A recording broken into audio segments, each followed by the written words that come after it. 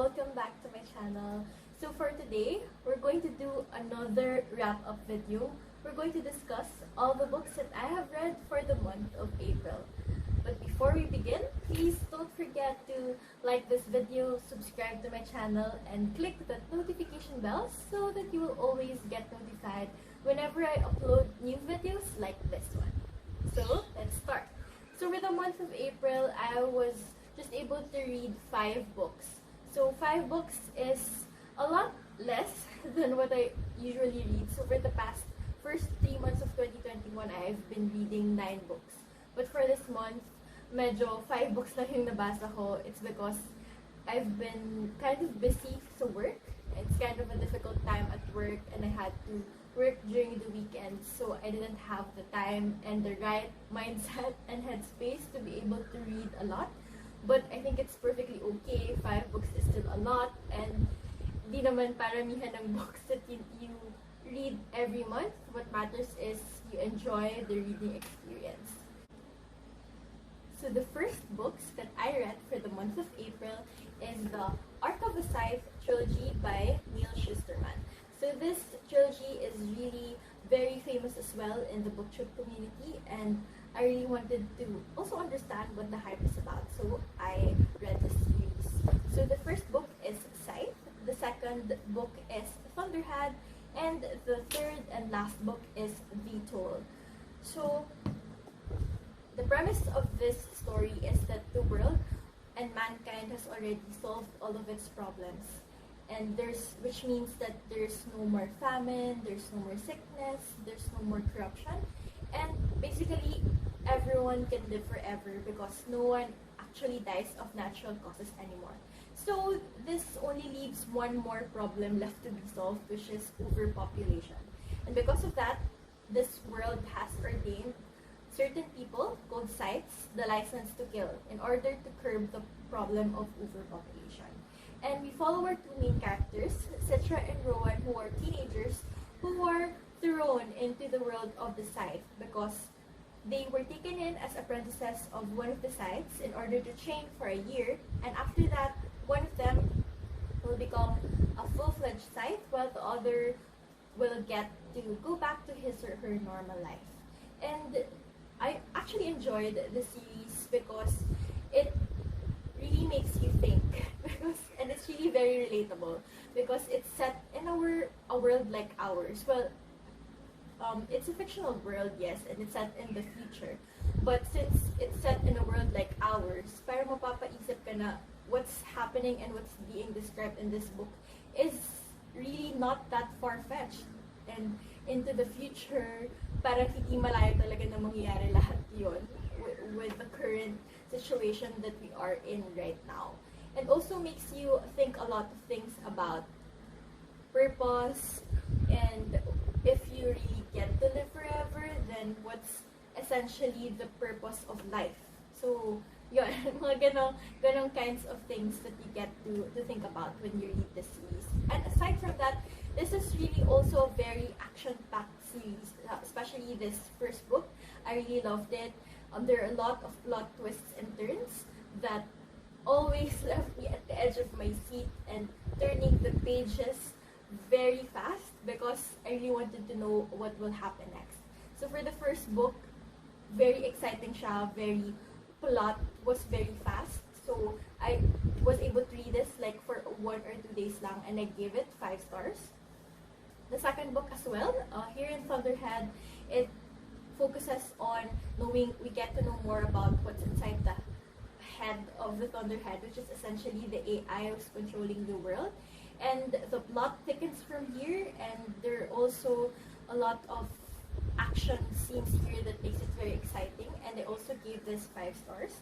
And the last book, which is The Toll, admittedly, I didn't like it as much as I liked the first 2 books, but because kasi I didn't see na parang nawala yung action masyado in this book. But I still loved it. I still believe that this is a satisfying conclusion to the Arc of a Scythe series, and I think I gave this 4 stars. But overall, the entire trilogy is very good. It's 4 or 5 stars, and I hope you'll get to pick this one up soon because it's really very good. So the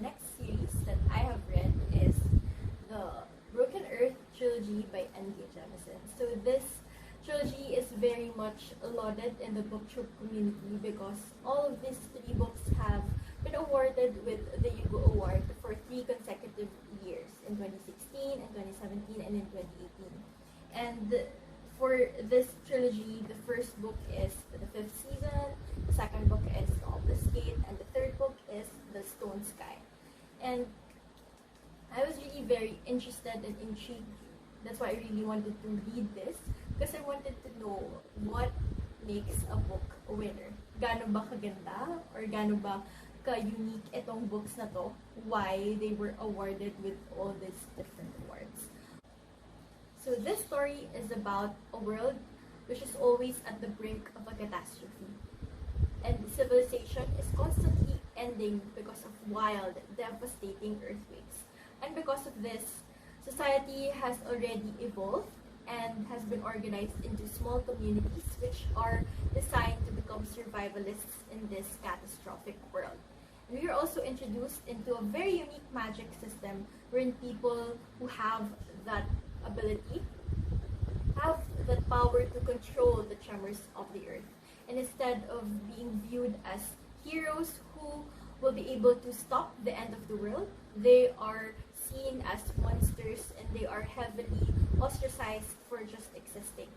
And in the story, you follow 3 main characters and 3 main perspectives. One is a mother whose son has just been killed by her husband. 2 is a child who has just recently discovered her power and is learning to wield it.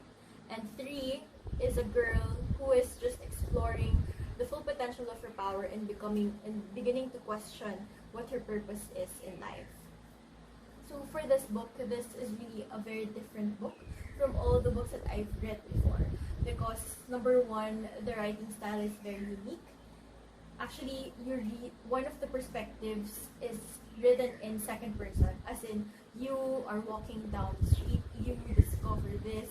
So parang at first it was very disorienting because this is the first time that I read a book in second person, but as you go along, you'll just get used to it. And also, I think the writing style of the author is a very direct, very blunt. And actually, this book also discusses a lot of very difficult themes. Pero yung way na pagkakasulat niya, parang it's just being discussed in a very casual way. And that kind of juxtaposition really makes for a more impactful read. Well, for me, it became that way. And this is also the kind of story where you're just thrown into the middle of the world where nothing is explained to you. That's why I think for the first 50 to 100 books, I was really very confused. Kasi wala talagang any explanation somewhat on what is happening. So you just get to learn about it and decipher what's happening in this world as you go along with the characters. But it also helps that at the back of every book is a glossary of terms that explains yung mga different terms that are used in the book. But basically, that's it.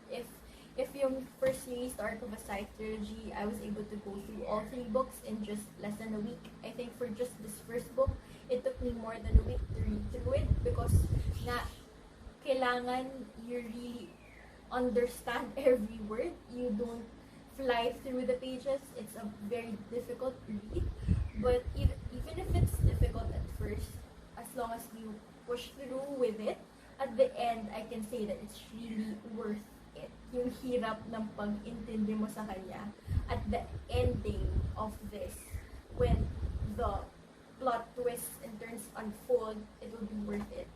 So if you're looking for that story, this very unique and very different from all the stories that you've read before, please pick this series up.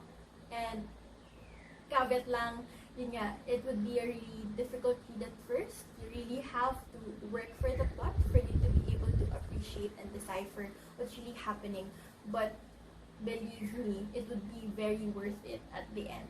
And actually haven't finished the 3rd book yet, The Stone Sky, but I still believe that even if I haven't finished it yet, the first 2 books are really worth it. So look out for my wrap-up video next month to learn about my final thoughts about this series when I finish this. But overall, I now understand why this series has won.